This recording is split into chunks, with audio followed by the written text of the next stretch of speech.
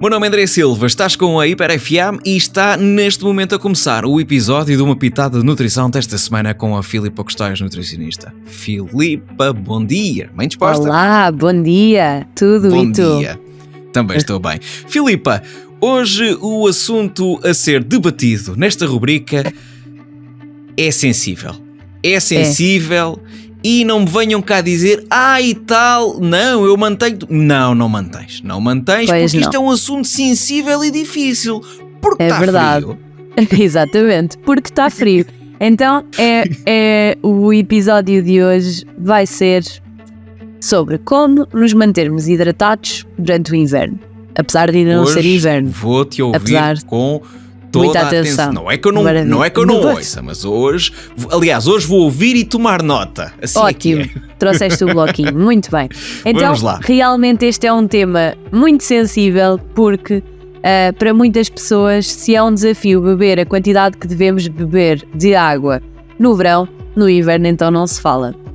E Sim. a verdade é que para algumas pessoas que até têm alguma facilidade em consumir a quantidade que precisam de água, para outras isso é um desafio tremendo. E então este episódio hoje no fundo é dar dicas de como nos conseguirmos, que estratégias é que podemos ter para nos mantermos hidratados durante o inverno. E então eu começo por uma muito simples, mas que faz todo o sentido, que é: se ainda não têm uma garrafinha reutilizável para beber água, façam o favor de a adquirir. Porque para muitas vezes uma das razões pelo qual as pessoas não bebem a quantidade que devem de água é realmente não terem disponível ao pé delas, por exemplo, no local de trabalho ou onde estiverem. E a disponibilidade de água acaba por ser uma coisa muito, muito importante, porque por exemplo, o facto de nós termos uma garrafa de água ao pé de nós, e aqui obviamente não precisa de ser reutilizável, mas aqui para contribuir também para pouparmos um bocadinho o ambiente faz todo sentido. O facto de termos uma garrafa ao pé de nós vai fazer com que nós nos lembremos, pelo menos quando olharmos para ela, de beber água, ou pelo menos vai aumentar a probabilidade, porque às vezes há pessoas que nem isso, que precisam ter água mesmo à frente dos olhos para repararem nela. Confesso que às vezes eu consigo beber aquela garrafinha... Eu consigo beber aquela garrafinha, mas depois dá-me preguiça de me levantar para ir reabastecer. Para reabastecer, exatamente. Olha, eu tenho uma paciente minha que arranjou um método fantástico. Comprou uma torneirinha para meter nos garrafões. Já vi isso. Sim. Não precisa estar a ter um garrafão ao pé dela para encher a garrafa, portanto aquilo é super fácil. E ela tem lá no cacifo do trabalho dela. Ok, boa ideia. Vai lá encher a garrafa, portanto é uma boa opção, mas realmente essa parte é verdade. E aqui no caso, por exemplo, se são essas pessoas que realmente vão ter preguiça, por exemplo, ter uma garrafa com uma capacidade maior, pronto, isto pode ser uma solução. E depois andarem com essa garrafa atrás de vocês. Apesar de no verão isso ser uma coisa que é uma prática muito comum, no inverno nós acabamos por nos esquecer, mas isso deve ser algo que não nos devemos realmente esquecer e deve ser um hábito que devemos manter agora durante esta altura do ano, que é, para onde quer que nós vamos, levamos a garrafinha connosco, e isso provavelmente também vai aumentar a quantidade de água que nós vamos beber. Depois, beber a água morna ou quente, ou bebermos, por exemplo, chás ou infusões quentes também. E aqui, por exemplo, uma das estratégias que eu costumo usar e que funciona comigo é levar uma garrafa de água e uma garrafa com chá, um termo com chá, que reserve o calor durante o dia. E só o facto daquela bebida de ser quente e nos trazer conforto, muitas vezes é o suficiente para nós repetirmos aquela experiência. Ou seja, se nós bebemos o chá dá-nos aquela sensação de conforto, aquele quentinho, provavelmente nós vamos querer repetir aquela atitude.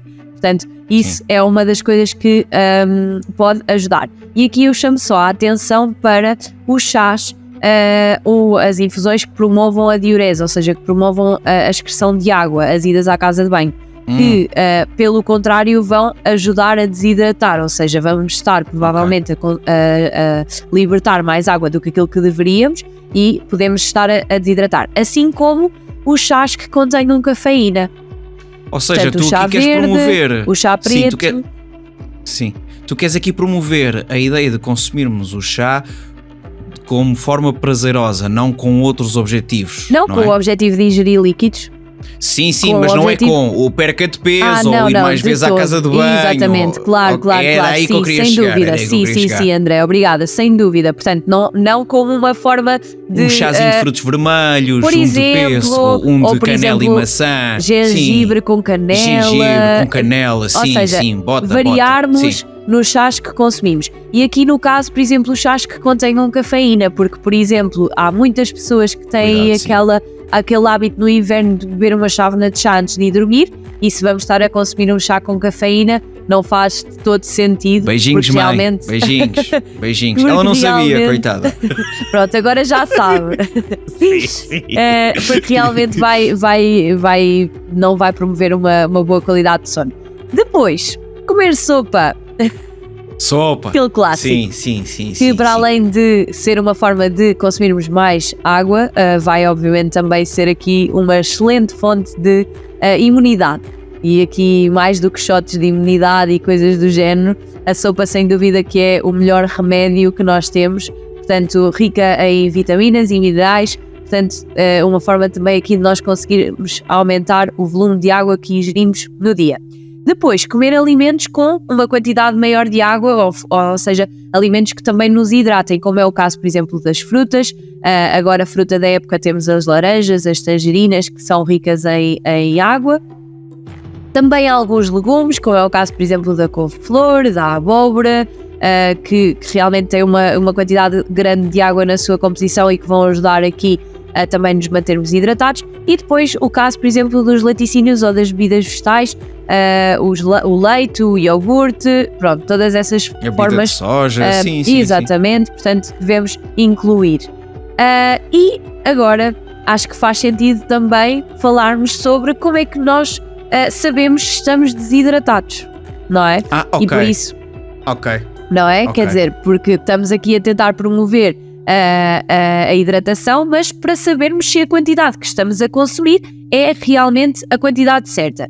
Então, a quantidade que nós devemos consumir de água por dia é extremamente individual e depende de vários fatores.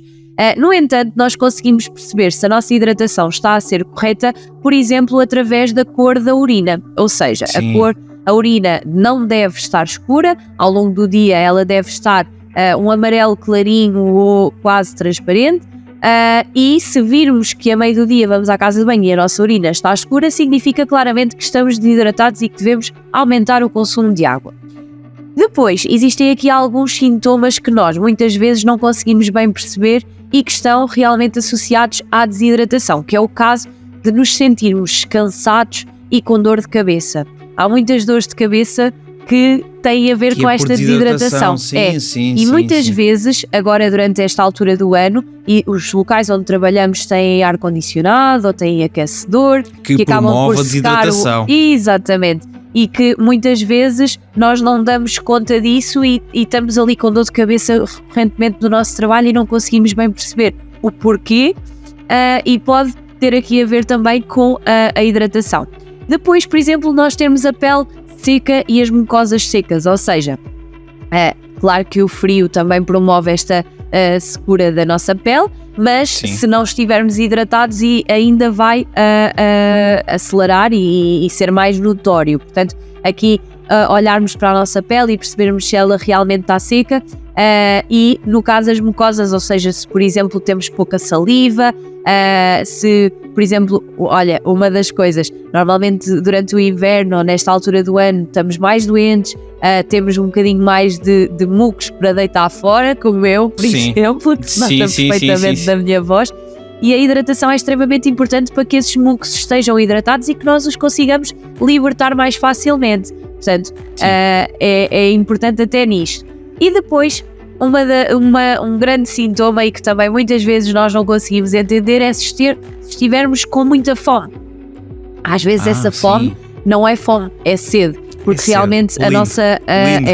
exatamente. Lindo. A nossa percepção de fome e sede no nosso cérebro é muito próxima e muitas vezes acaba por confundir-se.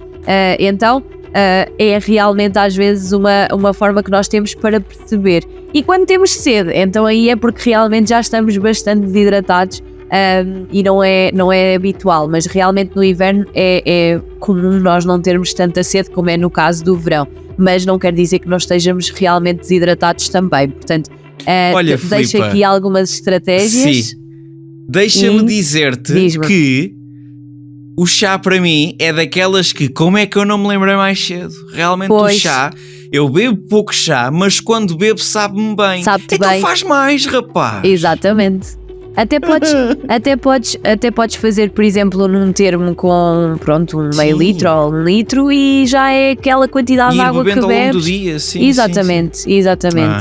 Ai. Pronto, olha, esta fica para mim hoje. Exatamente. A Filipa Custóias volta para a semana, o episódio depois fica disponível em podcast, no Spotify e também no YouTube. Um beijinho, Filipa, até para a semana. Um beijinho, André, até para a semana.